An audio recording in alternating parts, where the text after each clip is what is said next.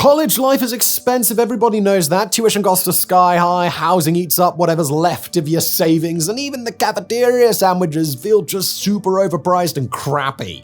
But there's one expense, one sneaky soul-crushing drain that every student loathes, and that, of course, is textbooks. As you begin a new academic year, you walk into the bookstore with your class schedule in hand or look online and the price makes you gasp. Your biology textbook, $250. Your economics book, $180. And don't forget that supplemental workbook, an extra $80 for a book that you'll probably open twice. By the time you've bought everything you need, your bank account is crying and your wallet feels like it's been mugged.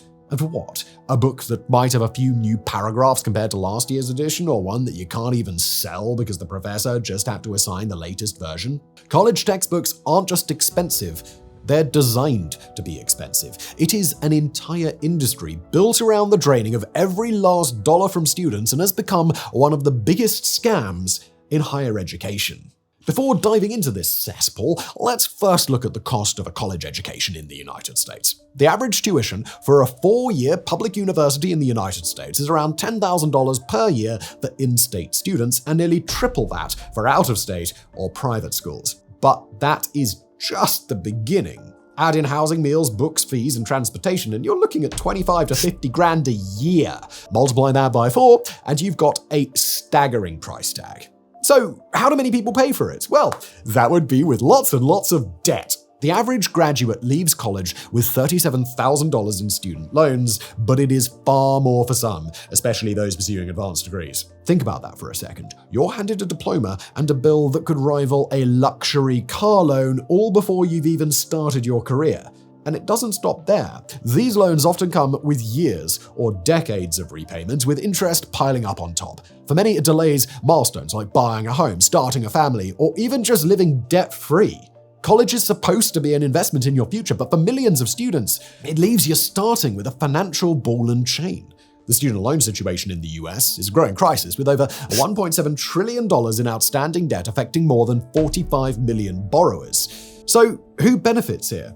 Well, obviously, it's the lenders, both federal and private. They reap the rewards of this sordid saga. The federal government is the largest lender, holding about 92% of student loans. Interest on these loans generates billions of dollars annually, much of which flows back into government programs. Private lenders like Sallie Mae and Navient also rake in profits, mainly from borrowers who refinance federal loans or need supplemental funds. Loan servicers like Nelnet and Great Lakes are paid handsomely to manage accounts, collect payments, and handle customer service.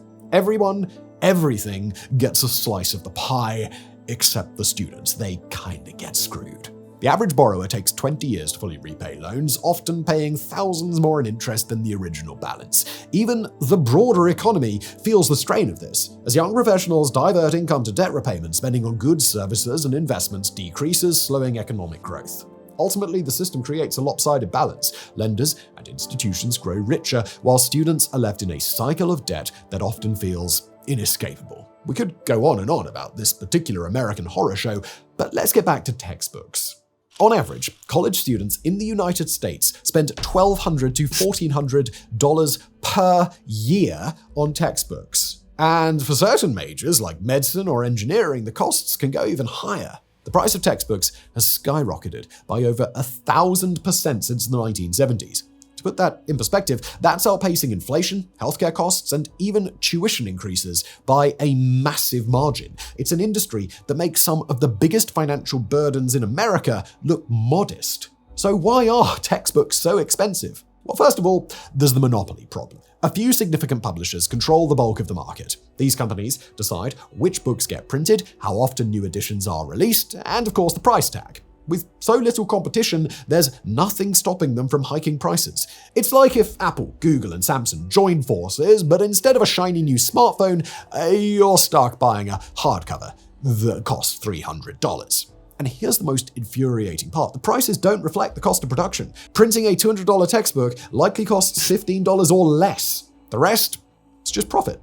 Publishers argue that this revenue funds authors and content improvements, but let's be honest, the authors aren't getting rich, and content often rarely changes very much from edition to edition. The result is that students often cut corners, skip buying books altogether, or scour the internet for free PDFs. Who would do that? Terrible! This broken system prioritizes profit over education, leaving students to bear the burden.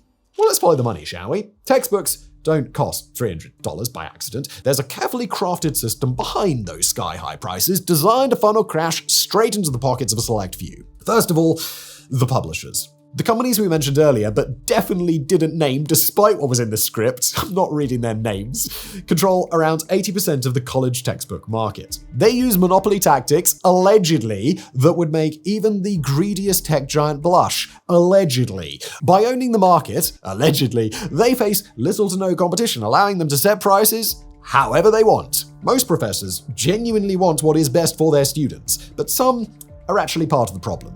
There's a particular group of professors who assign books that they've written themselves. And this is where things get murky, because, of course, they earn royalties every time a student buys their book. While it's not illegal or unethical in some cases, it incentivizes choosing expensive textbooks over more affordable or open source options. Suddenly, you're stuck buying that $150 sociology textbook written by Dr. Smith, your own professor.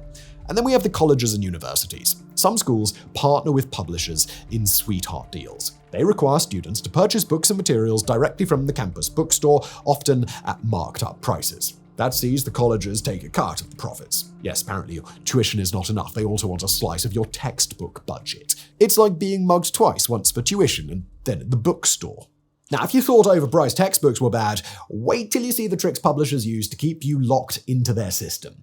First, there's the scam of mandatory new editions. You've probably seen this before. Your professor assigns the 7th edition of a textbook or the 14th edition, even though the 6th edition or the 13th edition or the whatever the edition is pretty much identical. What's changed? Well, maybe they've shuffled a few chapters, they've added a new graphic, or updated one section with a recent date. Nothing that couldn't be included in a supplemental PDF, but by releasing a new edition, publishers kill the used book market. Students can't resell old editions, and new students are forced to buy full-price copies. It's not about improving education, it's about protecting profits. The used book market was once a viable option, but not anymore. Publishers have effectively throttled the market by lobbying colleges to require custom editions for specific courses and bundling books with single-use codes. And let's talk about digital textbooks and access codes while we're at it, shall we?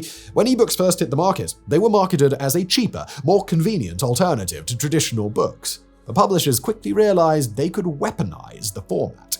Many digital textbooks are locked behind paywalls, tied to specific platforms, and can't be downloaded or printed legally. Worse yet, they often come with expiration dates, meaning that you're paying $100 for a book that you can only use for 6 months. Access codes take this scam even further. They're often bundled with textbooks, making them seem essential to the package. But here's the dirty little secret. Access codes frequently contain online assignments, quizzes, and other free tools that professors could create themselves. Instead, publishers convince schools to adopt their systems, locking students into a cycle of mandatory purchases every semester. And because access codes are single-use, there's no way to share or resell them. It's a brilliant scheme for the publishers. And here's the great pun to the testes. Students do not have a choice. Textbooks are assigned by professors, required for courses, and often tied to graded assignments. You can't shop around, you can't haggle, you can't wait for a sale. If your professor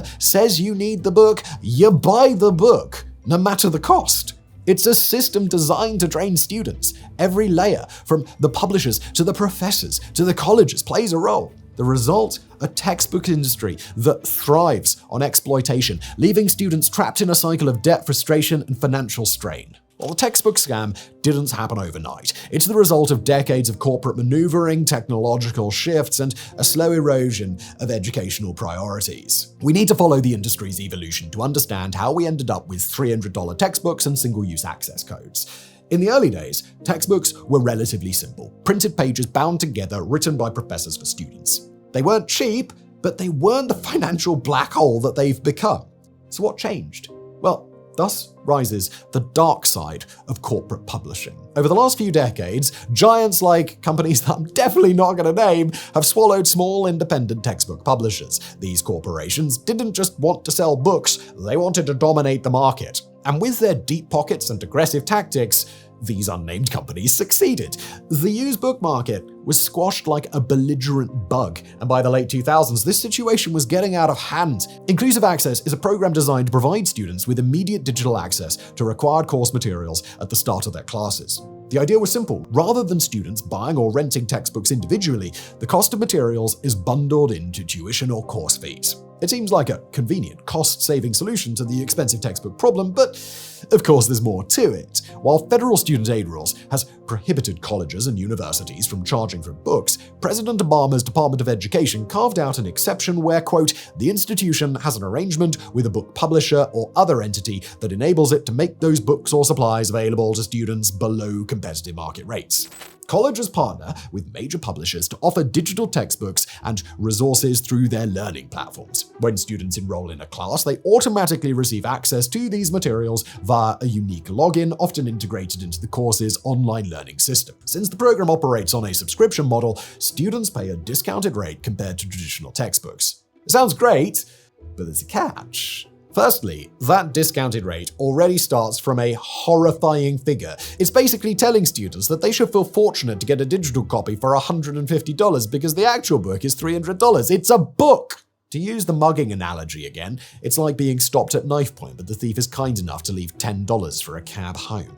Secondly, Inclusive Access operates as an opt-out system. Students are automatically charged unless they actively choose not to participate, often within a short window. Many students don't even realize they're enrolled in the program, leaving them with fees that they might not have wanted. And let's be honest, for many arriving at college and experiencing the first steps into freedom, keeping track of systems like these isn't always a priority.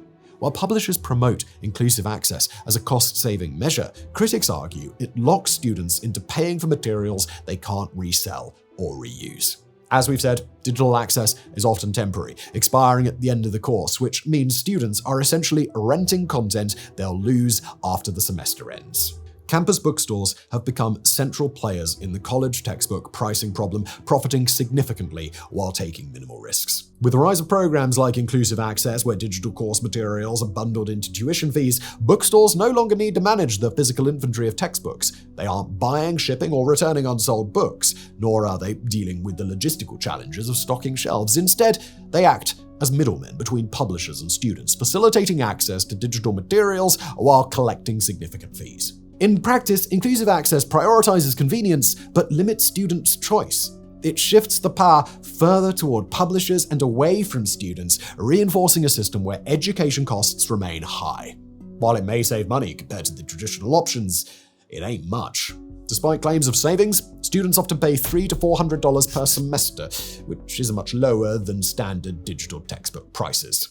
The textbook industry might feel like a behemoth too big to topple, but cracks are starting to form. Students, educators, and even some institutions are finding creative ways to fight back against the scam. From free resources to innovative policies, here's how people are flipping the script on overpriced textbooks. Open Educational Resources, or OERs, are free, openly licensed learning materials that anyone can use, modify, and share. Think of them as the Wikipedia of textbooks, crowdsourced, collaborative, and focused on accessibility.